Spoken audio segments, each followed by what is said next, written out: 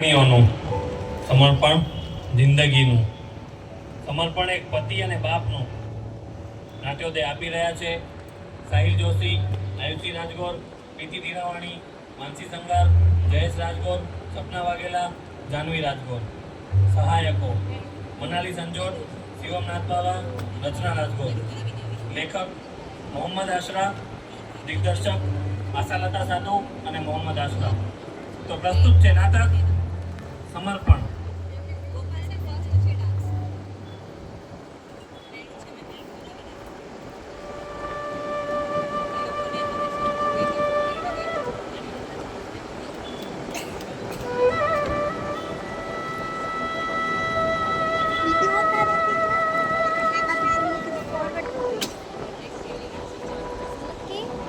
Hello mister આનંદ, કેમ છો? मुझे शेयर करो कोई वीडियो ऑन ये પણ શું દાદા? પણ એ જિંદગીના અંતિમ પગથિયા ચડવા થોડા મુશ્કેલ લાગે છે બેટા. હવે ઘરડા થયા ને. નર્સ કહેતી હતી આનંદ દાદા બહુ શાયરાના મિજાજના છે, થોડું કંઈ સંભળાવશો દાદા? પણ બેટા તમે કોણ અને ડોક્ટર દીપક ક્યાં છે? એ અમેરિકા ગયા છે. તમારો કેસ મને સોંપવામાં આવ્યો છે.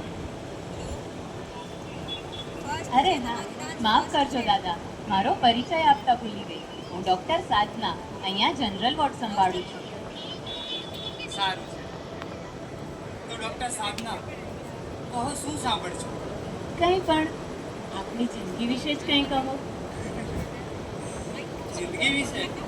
કેમ હસો છો દાદા? તમારા ચહેરા પરથી તો જિંદગીનો સારો એવો અનુભવ છલકાય છે. બેટા, જીવનમાં જરૂરિયાતથી વધારે કંઈ પણ મળે ને તો એ છલકાઈ જ જાય છે. ભલે ને અનુભવ જ છુપાવતા હોય. હે? પાસા તો દિલથી ફેંક્યા હતા જિંદગીની રમત. જ્યારે જીતવા આવ્યો ને ત્યારે જિંદગીએ રમત જ બદલી નાખી.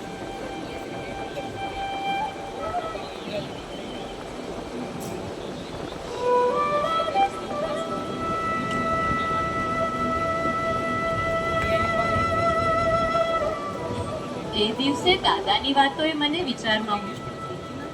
દાદા મારો કોઈ અંગત સંબંધ હોય ને એવું મને લાગ્યું. જીવનની રમતોમાં મને ઉતરવાની ઉત્સુકતા થઈ.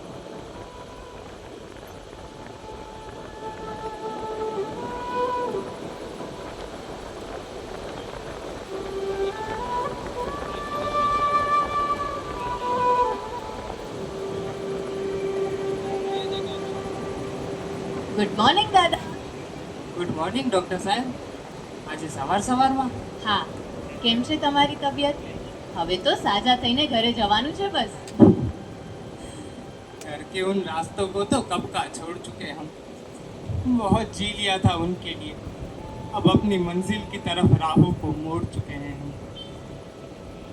દાદા, ખબર નહીં કેમ પણ મારે તમારી સાથે કોઈ અંગત સંબંધ હોય ને એવું લાગે છે.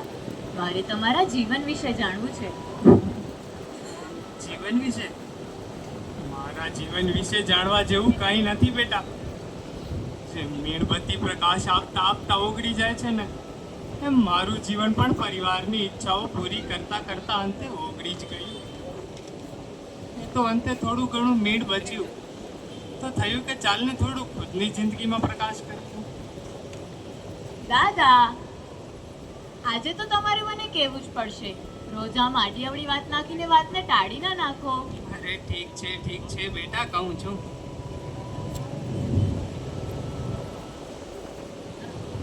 તણખલા ભેગા કરી કરી એક માળો બાંધ્યો તો પ્રેમથી.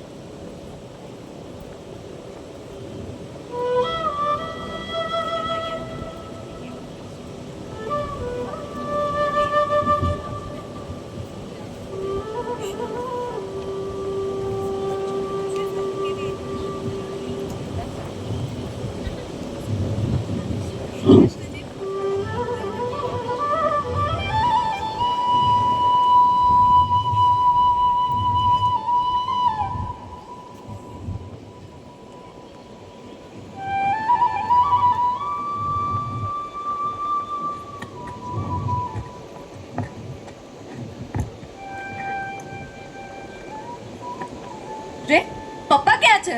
ठंडे ठंडे पानी से नहाना चाहिए. રે સાંભળો છો?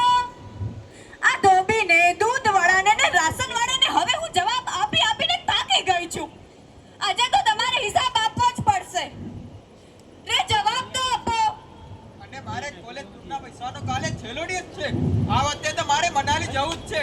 હા મનાલી જવું છે. અને મારી સાડીનું શું જે હું છેલ્લા અઠવાડિયાથી માંગી રહી છું. અરે તમે બધા પણ ખરા છો. શાંતિથી નાઈ તો લેવા દો. સવારમાં જીવ લઈ લેશો મારું. નાના પપ્પા તમારો જીવ લઈ લેશું. અમારી ઈચ્છાઓ કોણ પૂરી કરશે? જો હું તમને કહી દઉં છું, આજે ગમે તેમ કરી પગાર લઈને જ આવજો, નહીતર પછી આજ બહાર જ રહેજો. હા.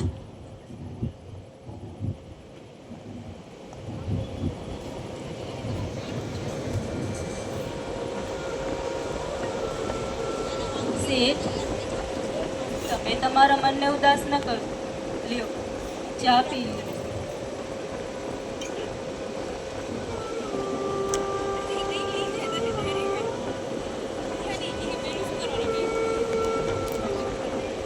મને લાગે છે હું આ ઘરમાં ફક્ત ઈચ્છાઓ પૂરી કરવા માટે જ છું. એવું નથી સાહેબ. બસ હવેના છોકરાઓને પ્રેમના પુરાવા એમની ઈચ્છાઓ પૂરી કરીને આપવા પડે છે. તારી વાત સાચી છે બેટા, પણ હું આ નાજુક હૃદયને કાયમ બોજ ના આપી શકું. પ્રેમ તો છે જ, પણ પુરાવા રોજ ના આપી શકું.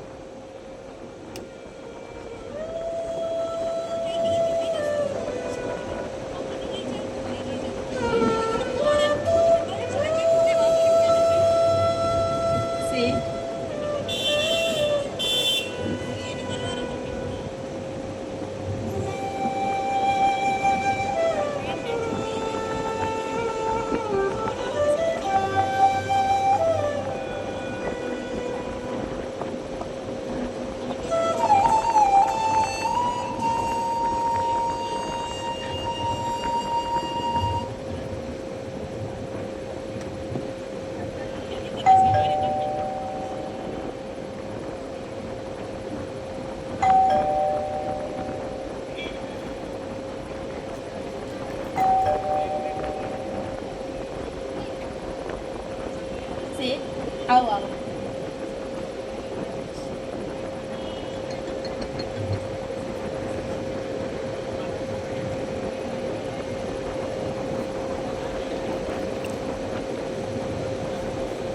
અરે આજે કેટલા મોડા આવ્યા તમે? આ તો છોકરાઓને ભૂખ લાગી હતી એટલે અમે જમી લીધું. સારું છે. અરે જમું છું ત્યાં સુધી તો મારી સાથે બેસો. હા બેઠા લ્યો. પણ પહેલા એમ કહો, પગાર મળો કે નહીં? હા પપ્પા, આજે તમારે અમને પૈસા આપવા જ પડશે. બેટા, પેટ ભરવાનું કામ તો આ રોટલીનું છે, પણ મન ભરવાનું તો તમારા હાથમાં છે ને, જેમાં તમે બધાએ ક્યારેય સફળ થયા નથી. પપ્પા, તમે આ ફિલોસોફી બંધ કરો અને પગાર મળ્યો કે નહીં એ કહો.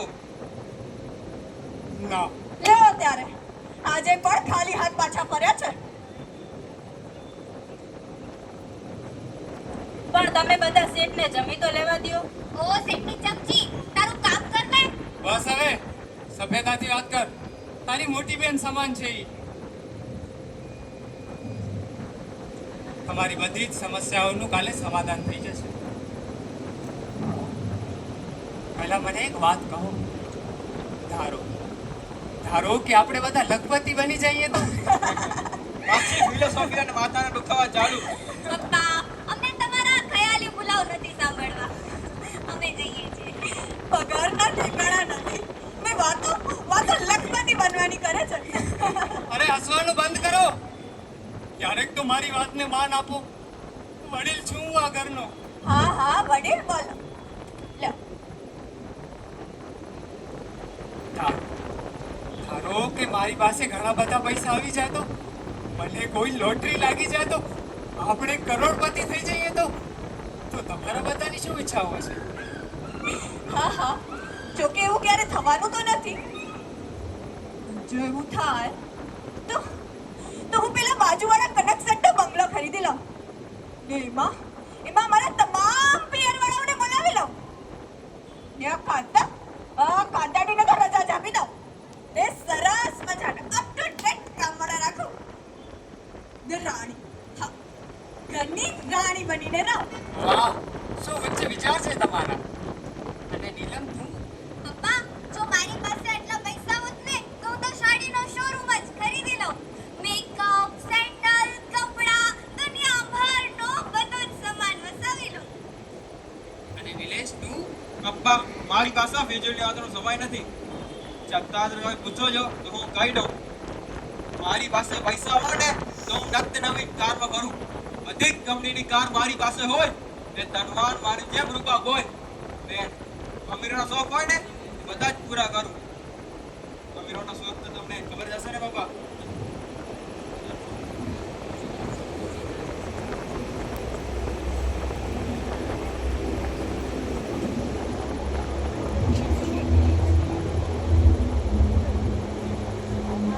શેઠ, તમે જાણો છો તમારી વાતો, તમારી લાગણીનો લોકો પર કોઈ અસર નથી થતો, તો પણ શું કામ વેડફો છો? બેટા, આ તો હૃદયની પ્રેમની ઝંખના છે ને, એટલા માટે લાગણીઓ પરિવાર માટે વેડફાય છે. ખબર તો મને નથી કે શું થશે આ જિંદગીનું હવે. બસ જોવાનું એ છે કે હવે આ કિસ્મત ક્યાં લઈ જાય છે.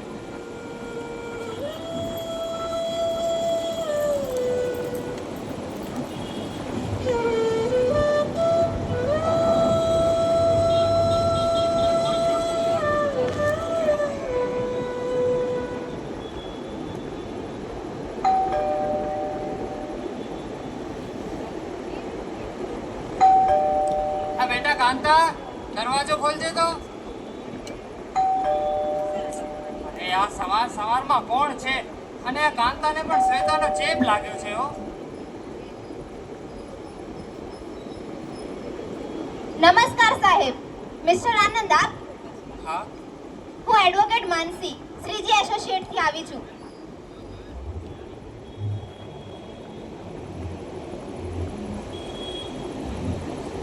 એડવોકેટ માનસી? વકીલ સાહેબ તમે અહીંયા? હું આજ સાંજ સુધીમાં ભાડું ચૂકવી દઈશ. તમે નોટિસ ના આપતા?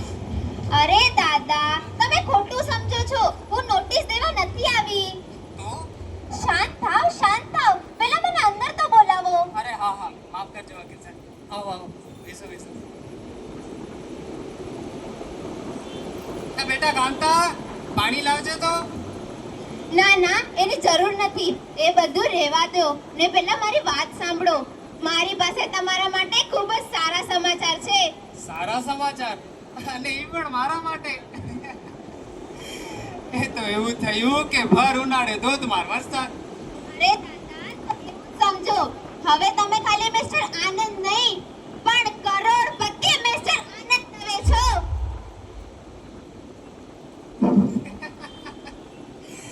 બેટા, આમ પણ જિંદગી મારાથી રીસાણી છે. એમાં તમે આવા મોટા ધડાકા ના કરો, ક્યાંક મને હાર્ટ એટેક ના આવી જાય. અરે દાદા હું મજાક નથી કરી રહી. તમને યાદ છે તમારો બાળપણનો મિત્ર અરવિંદ?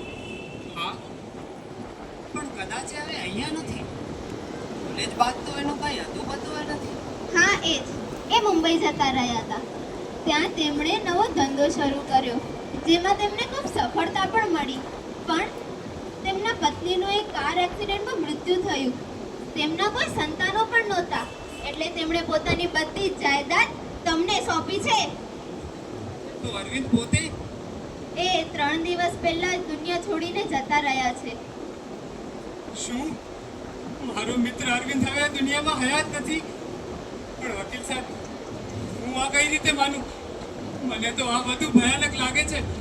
આ કોઈ સપનું તો નથી ને સાહેબ? દાદા તમને વિશ્વાસ અપાવવા ઉપાય છે મારી પાસે.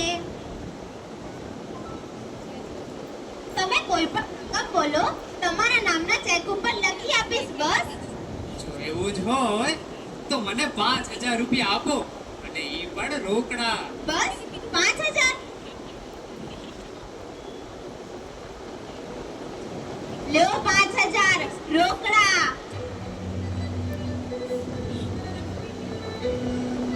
અરે વાહ વાહ વાહ વાહ વાહ ઉપરવાળો જ્યારે પણ આપે છે ને ત્યારે છપ્પર ફાડીને આપે છે. આ વાત કાંઈ ખોટી નથી. વકીલ સાહેબ, હું તમારો આભાર કઈ રીતે માનું? અને મિત્ર અરવિંદ, તે મારું બાળપણ તો સુધાર્યું છે, પણ મારી આગળની જિંદગી પણ સુધારી દીધી યાર.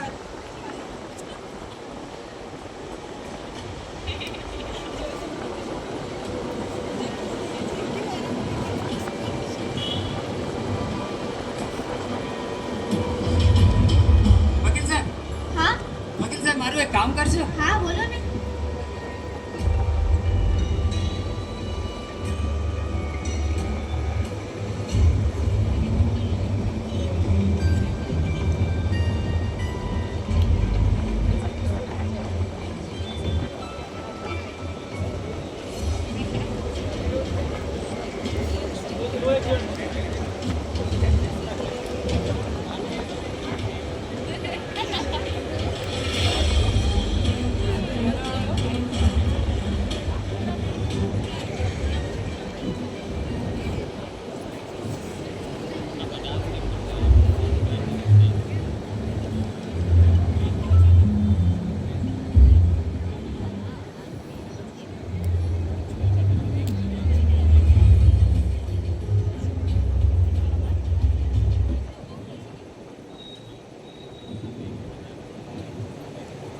શ્વેતા,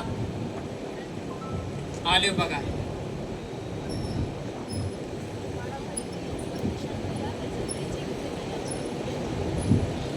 જેને જેને આપવાનું છે ને એને આપી દેજો.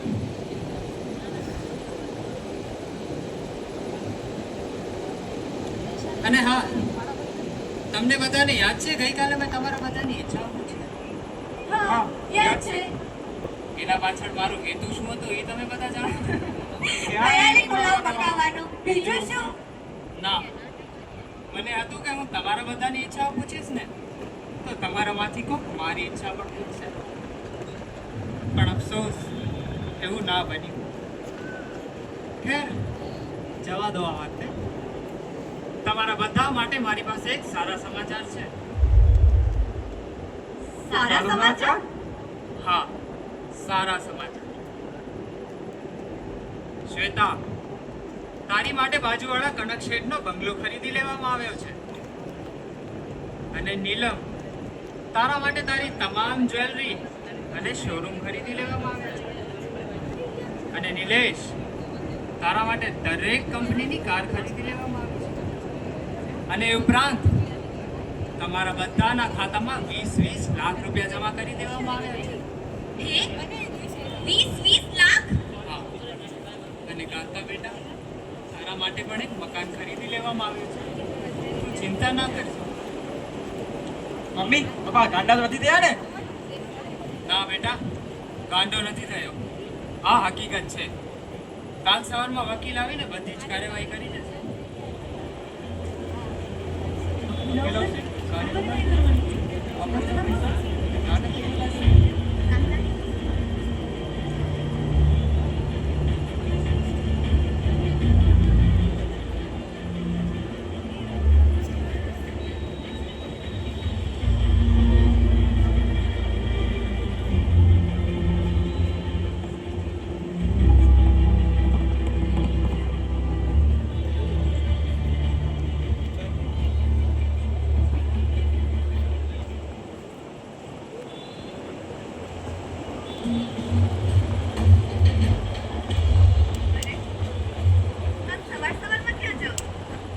પપ્પા, કાલે તમે કહ્યું હતું ને વકીલ આવશે, અત્યારે તમે જ જાઓ છો? તને વકીલના આવવાની ઉતાવળ છે, પણ મારા જવાનું આશ્ચર્ય નહીં. ગુડ મોર્નિંગ મિસ્ટર આનંદ. હું આવું? આવો આવો વકીલ સાહેબ.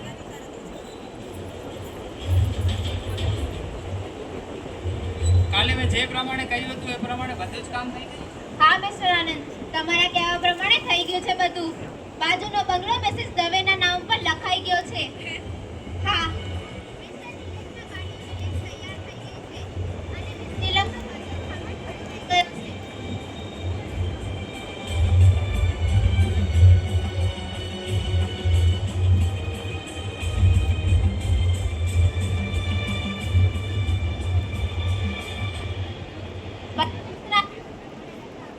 ઠીક છે ઠીક છે. રે હા મિસ્ટર આનંદ, તમારા કહેવા પ્રમાણે ત્રણેયના ખાતામાં 20-20 લાખ રૂપિયા જમા કરી દેવામાં આવ્યા છે. પપ્પા આ કોઈ મજાક તો નથી ને? મજાક? બેટા, બાપ સાથે મજાક કરવાની ટેવ તારી છે, મારી નહીં. એ બધું તને જાણવાની કાંઈ જરૂર નથી. બસ જાણવાની જરૂર તો એ છે કે હવે હું આ ઘર છોડીને જઈ રહ્યો છું, મારું અંગત જીવન જીવવા માટે. હા, અને હા, રહી વાત મારી, તો મારી જરૂરિયાત તમને પહેલા પણ ન હતી અને કદાચ હવે નથી. ચાલ કામમાં બેટા.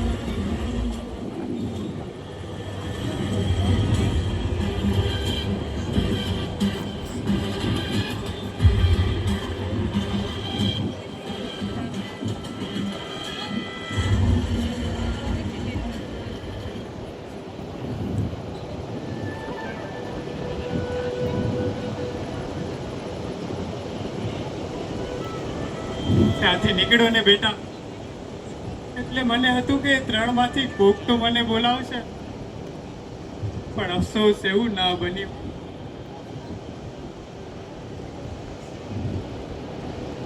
રંજ રહ્યો આનંદ ને આનંદની વાતનો, જંખતો રહ્યો જીવનભર પરિવારના સાથનો. દાદા, મારા ને તમારા જીવનની રમત એક જ છે. એમ બેટા? બસ કઈ જવા દો, આ દવા લઈ લો. અરે ના ના, એ તો મારા જીવન વિશે જાણી લીધું, પણ તું તારા જીવન વિશે તો કાંઈ કે.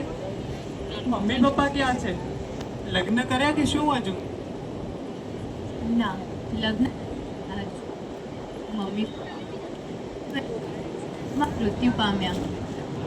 દાદાને અને મારો બાપ, કેમ? પપ્પાને શું થયું? એ આખી જિંદગી દારૂ ને દોલતના નશામાં રહ્યો. ન મારી માને કે ન મને ક્યારે પ્રેમ આપી શક્યો. અંતે એની એ ખુમારી, એનું એ ઘમંડ ને એની બીમારીના કારણે મરી ગયો. એ મરી ગયો. બેટા, તારી પાસે આ દાદા તો છે ને?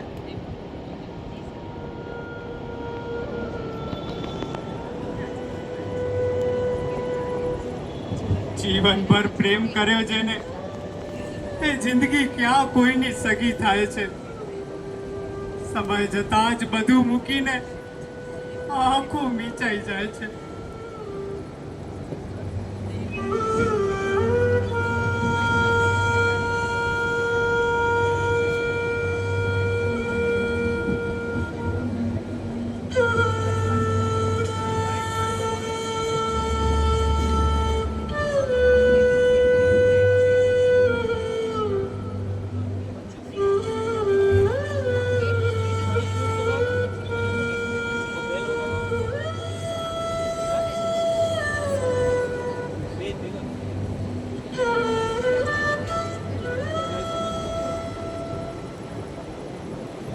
ગુડ મોર્નિંગ દાદા.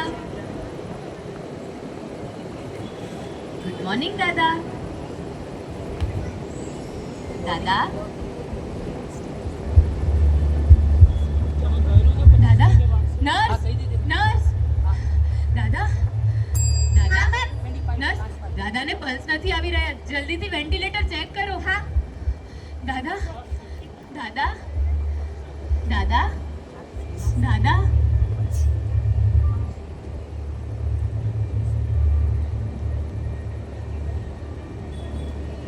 મેમ, દાદા નથી રહ્યા હવે.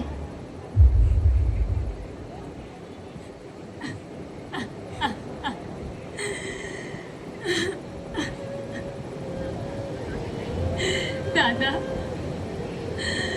બસ આટલો જ સાથ આપવાનો હતો દાદા. મેમ, મિસ્ટર આનંદ ભરતભાઈ દવેના રિલેટિવ્સને ફોન કરી નાખું. શું કહ્યું તમે? શું મેમ? નામ શું કહ્યું? Mister Anand Bharatbhai Dave. Anand Bharatbhai Dave, father of Nilesh Dave.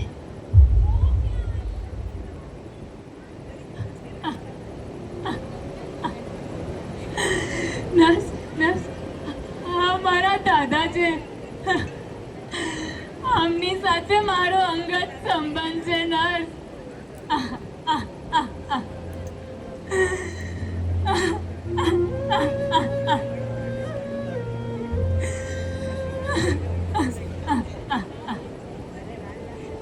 જિંદગીની રમઝમમાં માણસ ખોવાઈ જાય છે. પરિવાર, પ્રેમ, લાગણીઓ બધું જ ભૂલી જાય છે.